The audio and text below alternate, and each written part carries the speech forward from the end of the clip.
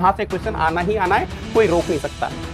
एक question minimum है, दो भी आ सकते हैं। लास्ट ईयर 2 आ गए थे। सबसे इजी वाला पार्ट जो है पूरा मैकेनिकल में, मैकेनिक्स हो गया, सॉम हो गया, I will bring something for you. Machine design से एकदम हलवा क्वेश्चन आते हैं। अरे यही तो वो सब्जेक्ट है, मतलब जहां पे आदमी घुमा नहीं सकता। बहुत ही इंपॉर्टेंट टॉपिक है, अच्छे से कर लेना। और मैं दावे के साथ बोल रहा हूं, मैं लिख कर दे रहा हूं, 30 से 35 क्वेश्चन इन चैप्टर से आपको मिलेंगे ही मिलेंगे। चलो, तो now let us come to the most important chapters, जहां से क्वेश्चंस आने ही आने हैं, और मैं आपको पूरे मैकेनिकल के बताऊंगा। Basic thermodynamics, work interaction and heat interaction, second law of thermodynamics, entropy, most में भी मोस्ट यहां से क्वेश्चन आना ही आना है, कोई रोक नहीं सकता। यहां से क्वेश्चन आना ही आना है, कोई रोक नहीं सकता। प्रॉपर्टीज ऑफ प्योर सब्सटेंसेस, देखो एंट्रोपी से एक क्वेश्चन फिक्स्ड है, इन तीनों में से 2 क्वेश्चंस आपके आ जाएंगे गेट एग्जाम में। ये हो गया बेस। ये पीडीएफ मैं शेयर कर दूंगा निकेतन टेलीग्राम चैनल में, डोंट वरी, ये पूरी पीडीएफ आपको मिल जाएगी। Applications of thermodynamics, auto cycle, diesel cycle, एक क्वेश्चन आना ही आना है, या तो ऑटो साइकिल का आएगा या फिर डीजल साइकिल का आएगा। Brayton cycle and Rankine cycle, एक क्वेश्चन मिनिमम है, 2 भी आ सकते हैं। लास्ट ईयर 2 आ गए थे, ब्रेटन का, रैंकाइन का। अदरवाइज इन दोनों में से एक क्वेश्चन आएगा ही आएगा। वेपर कंप्रेशन रेफ्रिजरेशन सिस्टम और साइक्रोमेट्रिक प्रॉपर्टीज, इन दोनों चैप्टर में से एक क्वेश्चन आएगा, 100%, कोई रोक नहीं सकता। तो यार ये जो है ना, ये सबसे इजीएस्ट पार्ट है। मैं आपको बता रहा हूं, सबसे इजी वाला पार्ट जो है पूरा मैकेनिकल में एटीडी है। हीट ट्रांसफर को मैं इजी मानता हूं, उससे भी इजी है, क्योंकि इसमें ना कोई दिमाग ही नहीं लगाना है। एकदम सेट पैटर्न पर क्वेश्चन आता है, डेटा डालो, फार्मूला फिक्स्ड है, डेटा डालो, आंसर आ जाएगा। ऑटो डीजल में से एक क्वेश्चन आएगा, ब्रेटन रैंकाइन में से मिनिमम 1, मैक्सिमम 2, वीसीआरएस साइक्रोमेट्री में से एक क्वेश्चन आएगा। फ्लूइड मैकेनिक्स, अब देखो यहां पर क्या है ना, मैंने इजी अंडरस्टैंडिंग के लिए चैप्टर्स को ना सब डिवाइडेड किया हुआ है। तो fluid kinematics, differential analysis, important chapters हैं, इनमें से एक क्वेश्चन आएगा। Integral analysis, inviscid flow, important chapters हैं। मैं मैकेनिकल की बात कर रहा हूं, नॉट टॉकिंग अबाउट एक्सी, उसके लिए मैं अलग से वीडियो बनाऊंगा। Today I am going to talk about entirely with respect to mechanical. Integral analysis, inviscid flow, minimum एक क्वेश्चन, मैक्सिमम 2 क्वेश्चन, है ना। और flow through pipes, laminar flow, important chapters हैं, यहां से क्वेश्चन आने लगे हैं। डायमेंशनल एनालिसिस से आजकल क्वेश्चंस आ रहे हैं बेटा, डायमेंशनल एनालिसिस से एकदम हलवा क्वेश्चन आते हैं, छोड़ना मत, काफी इजी क्वेश्चंस आ रहे हैं आजकल। कंप्रेसिबल फ्लो आना ही आना है, कोई रोक नहीं सकता। कंप्रेसिबल फ्लो रिसेंटली ऐड हुआ था, यहां से क्वेश्चन आएगा, कोई रोक नहीं सकता। नाउ हीट ट्रांसफर में कंडक्शन से क्वेश्चन आना ही आना है, कोई रोक नहीं सकता। जो हीट कंडक्शन वाला पार्ट है, यहां पे Fourier law of heat conduction use होता है ना। हीट जनरेशन वगैरह के केसेस क्वेश्चन आना ही आना है। हीट एक्सचेंजर एलएमटीडी पर या फिर इफेक्टिवनेस एनटीयू मेथड पर आना ही आना है, कोई नहीं रोक सकता। पिछले जितने भी पेपर हुए, पिछले 5 साल के पेपर उठाकर देख लेना, हर पेपर में हीट एक्सचेंजर का क्वेश्चन आपको मिलेगा ही मिलेगा। और क्यों नहीं मिलेगा यार, जितनी भी इंडस्ट्री है हर जगह हीट एक्सचेंजर यूज होता है, ये आना ही आना है इस चैप्टर से।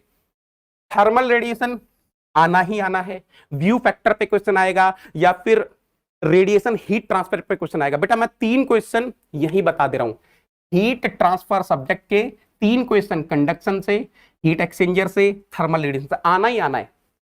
इसके अलावा पिछले 4-5 साल से थर्मल कन्वेक्शन से भी क्वेश्चन पूछे जा रहे हैं। इनफैक्ट अगर मैं आपको ईमानदारी से बताऊं, गेट 2024 में हीट ट्रांसफर का वेटेज 9 मार्क्स का था, है ना। और जितने भी चैप्टर मैंने बताए, हर चैप्टर से क्वेश्चन थे, इनफैक्ट थर्मल कन्वेक्शन से तो 2-2 क्वेश्चन थे। टर्बो मशीनरी, टर्बो मशीनरी से यार देखो बहुत रेयरली क्वेश्चन आता है, तो यहां पर जो मैं इंपॉर्टेंट चीज आपको बता रहा हूं वो है Pelton turbine.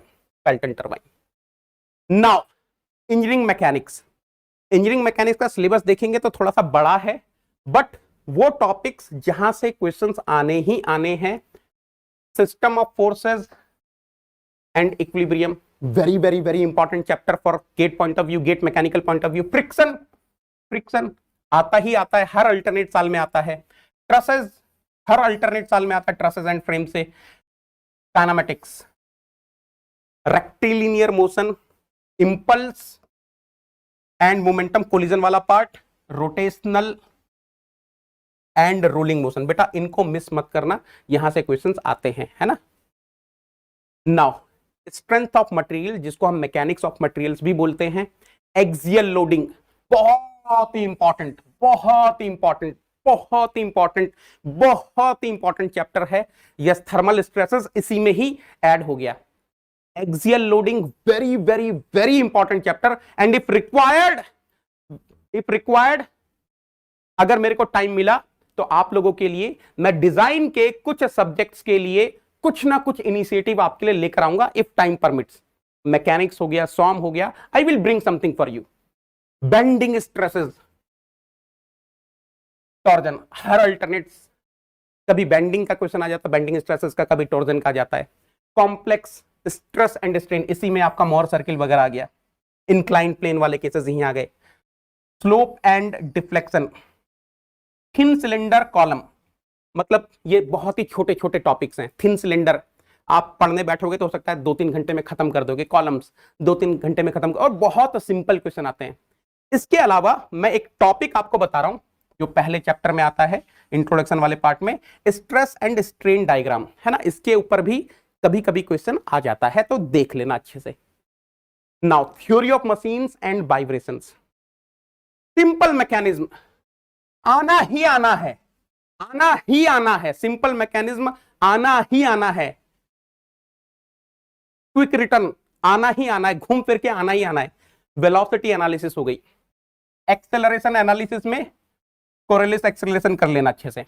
Gear and gear trains आना ही आना है, आना ही आना है, गियर ट्रेन के ऊपर आना ही आना है।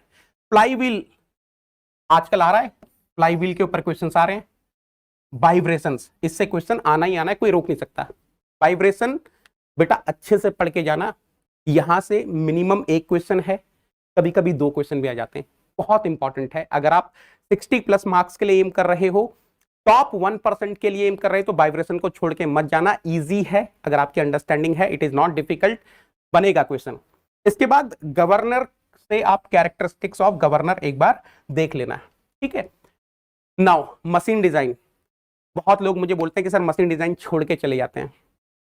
अरे मशीन डिजाइन से एकदम हलवा क्वेश्चंस आते हैं। अरे यही तो वो सब्जेक्ट्स है, मतलब जहां पे आदमी घुमा नहीं सकता आपको। यस, आपको मैकेनिक्स में घुमा देगा, इंजीनियरिंग मैकेनिक्स में घुमा देगा, आपको थर्मो में घुमा देगा, आपको फ्लूइड में घुमा देगा, आपको सॉम में घुमा देगा। हीट ट्रांसफर हो गया, मशीन डिजाइन हो गया, एटीडी हो गया, ये तो यार इंडस्ट्रियल हो गया, यहां तो वो घुमा ही नहीं सकते। एक आधा क्वेश्चन छोड़ दो, most of the questions will be straight forward. Design for static and dynamic loading, theory of failures वगैरह अच्छे से देख लेना। ब्रेक्स क्वेश्चन छपा हुआ है, 2025 के लिए छपा हुआ है, ब्रेक से क्वेश्चन आना है। ब्रेक्स, क्लचेस, इन दोनों में से आ जाता है। रिवेटेड एंड बोल्टेड जॉइंट्स, बस इतना कर लो यार, छोड़ने से बढ़िया इतना कर लो। ये 4 चैप्टर अच्छे से पढ़ के चले जाओ, ये 4 चैप्टर आप अच्छे से पढ़ के चले जाओ, मोर देन सफिशिएंट है। ये 4 चैप्टर मैंने लिखे हैं ना, इनमें से मिनिमम 2 मैक्सिमम 3 आएंगे, मैं अभी बता दे रहा हूं, अभी बता दे रहा हूं, कोई रोक नहीं सकता। अरे एक काम करो ना, लास्ट के 10 साल के पेपर उठाकर देख लो, ये 4 चैप्टर से कितने कितने क्वेश्चन आए आपको पता चल जाएगा खुद ही। बियरिंग्स, बियरिंग्स में मैं चैप्टर तो सजेस्ट नहीं कर रहा हूं, बट ठीक है, लोड लाइफ रिलेशन देख लेना, सोमरफील्ड नंबर देख लेना, लुईस इक्वेशन एक बार गियर में देख लेना, हालांकि बहुत कम चांस है, बट एक फार्मूला देख लेना। मटेरियल साइंस बहुत कम आता है पर आता है, क्रिस्टल स्ट्रक्चर कर लो, पेज डायग्राम कर लो, लीवर रूल वगैरह एक बार देख लो अच्छे से, that is more than sufficient. इसमें कोई बहुत ज्यादा माथापच्ची करने की रिक्वायरमेंट नहीं है, क्योंकि मटेरियल साइंस देखो इंटरव्यू पॉइंट ऑफ व्यू से तो बहुत इंपॉर्टेंट है। अगर आप बार के इंटरव्यू में जाओगे, मटेरियल साइंस वो टच करेगा ही करेगा। आप किसी भी इंटरव्यू में जाओगे, मटेरियल साइंस वो टच करेगा ही करेगा। But as of now if you are preparing for GATE examination, I will be advising you कि मटेरियल साइंस में बहुत ज्यादा डेप्थ में घुसने की जरूरत नहीं है, बहुत ज्यादा हीट ट्रीटमेंट के अंदर घुसने की रिक्वायरमेंट नहीं है, क्योंकि फिर अनलिमिटेड सिलेबस है। As of now crystal structures कर लो, फेज डायग्राम्स कर लो, सफिशियंट है। Now manufacturing. अब यार देखो, मैन्युफैक्चरिंग इतना बड़ा, इतना वास्ट सब्जेक्ट है कि हर चैप्टर से क्वेश्चन आना ही आना है। अब मैं ये बोल दूं कि मेटल कास्टिंग से आएगा तो कोई नई बात नहीं है, मेटल फॉर्मिंग से आएगा तो कोई नई बात नहीं है, वेल्डिंग से आएगा तो कोई नई बात नहीं है, मेटल कटिंग से आएगा तो कोई नई बात नहीं है। तो मैंने क्या किया है, मैन्युफैक्चरिंग में आपको चैप्टर के अंदर जो इंपॉर्टेंट टॉपिक्स हैं जहां से क्वेश्चन आएंगे वो बता दिया है। फॉर एग्जांपल मेटल कास्टिंग में सॉलिडिफिकेशन टाइम हो गया, राइजर का डिजाइन हो गया, top and bottom getting design हो गया, फिलिंग वाला, सेंट्रीफ्यूगल कास्टिंग हो गया, डिफेक्ट्स हो गए। ये 5 टॉपिक बता दिए, अच्छे से कर लेना, इनके ऊपर न्यूमेरिकल से जम के कर लेना। सॉलिडिफिकेशन टाइम मतलब कितनी बार क्वेश्चंस आए हैं, लास्ट ईयर भी आया है ना, तो ये अच्छे से कर लेना। मेटल फॉर्मिंग में मोस्ट 70% 80% चांस है रोलिंग से आएगा, बट इसके बाद फोर्जिंग के कुछ क्वेश्चंस कर लेना, वायर ड्राइंग के कुछ क्वेश्चंस कर लेना, एक्सट्रूजन के कुछ क्वेश्चंस कर लेना मेटल फॉर्मिंग में, शीट मेटल फॉर्मिंग में ब्लैंकिंग के कर लेना, पंचिंग के कर लेना, जो फ्लो कर्व सिग्मा और एप्सिलॉन की जो इक्वेशंस होती है उसके ऊपर क्वेश्चंस कर लेना, मेटल फॉर्मिंग के डिफेक्ट्स कर लेना, वेल्डिंग में जो वीआई कैरेक्टरिस्टिक्स है उसके ऊपर क्वेश्चंस कर लेना, है ना, यहाँ पे आपको मैक्सिमम पावर वगैरह के क्वेश्चंस पूछे जाते हैं, रेजिस्टेंस वेल्डिंग कर लेना। बस ये टॉपिक 2 टॉपिक अच्छे से पढ़ के चले जाओ। मेटल कटिंग में टूल लाइफ के ऊपर आना ही आना है, टूल लाइफ के ऊपर आना ही आना है क्वेश्चन, कोई रोक नहीं सकता।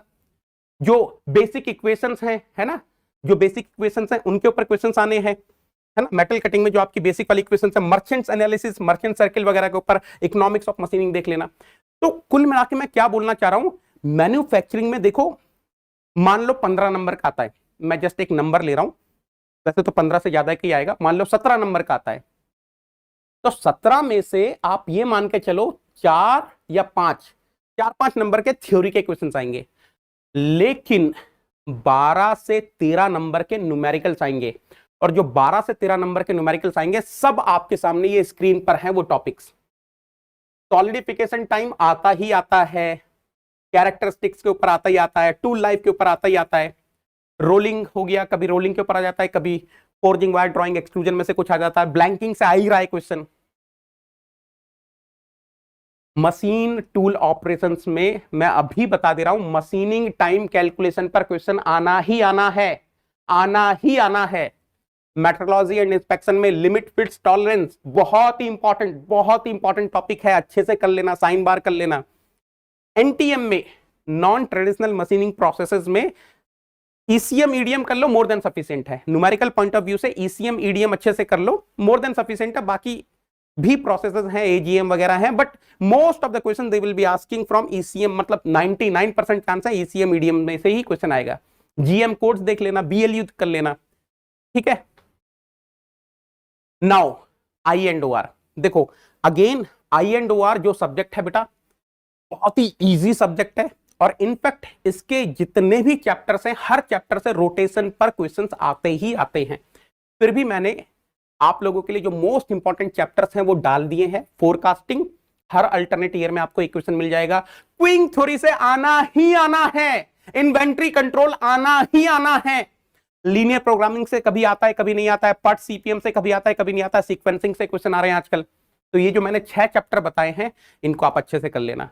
तो बेटा इस तरीके से मैंने टोटल करीबन आपको 60 चैप्टर्स बताए हैं, और मैं दावे के साथ बोल रहा हूं, मैं लिख कर दे रहा हूं 30 से 35 क्वेश्चन इन चैप्टर से आपको मिलेंगे ही मिलेंगे। तो जब आप अपनी प्रिपरेशन कर रहे हो, मेरी हम्बल रिक्वेस्ट है, please focus more on the chapters. In chapters के कॉन्सेप्ट्स को अच्छे से सीखना, इन चैप्टर्स के क्वेश्चंस को अच्छे से लगाना, इन चैप्टर्स को अच्छे से रिवाइज करना, क्योंकि मैथमेटिक्स एप्टीट्यूड के 19 क्वेश्चंस अगर मैं हटा दूं तो 65 में से अगर 19 गए तो 46 में से 30 से 35 क्वेश्चन ये रहे आपके सामने जो स्ट्रेट फॉरवर्ड है, आने ही आने हैं। Good evening, good evening, good evening. अच्छी लगी आपको एनालिसिस? बेटा ये पूरी की पूरी पीडीएफ मैं नेगेटिव टेलीग्राम चैनल में डाल दूंगा, है ना। जो लोग पहली बार मेरे से जुड़ रहे हैं, मैं नेगेटिव टेलीग्राम चैनल में डाल दूंगा मेरे बच्चों। I hope you like the analysis वाला पार्ट। तो जो लोग अगले 5.5 महीने में गेट में, मैकेनिकल में 60+ मार्क्स लाना चाह रहे हैं उनके लिए मैंने सारे के सारे इंपॉर्टेंट चैप्टर्स रख दिए हैं हर सब्जेक्ट के।